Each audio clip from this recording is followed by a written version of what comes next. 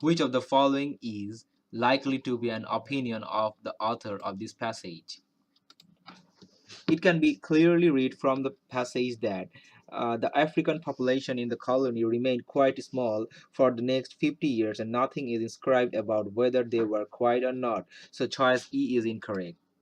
Then the enslavement of Africans began in the Americas in the early 1500s,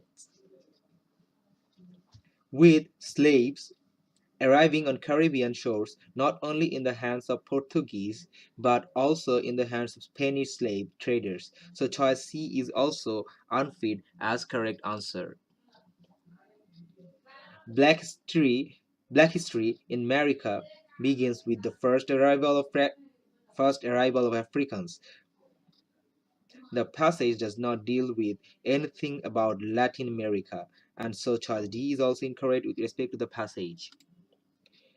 Again, the 20 slaves were quickly sold off to local tobacco farmers, which denote the farmers had tobacco business, and nothing is described here about their addiction or whether they took tobacco or not. America are an integral or inherent part of the history of the United States, and reviewing the past helps to paint a clearer picture of how momentous the night of President Obama's election truly was. That is, to give a reflection for the past to reveal an art of the truth.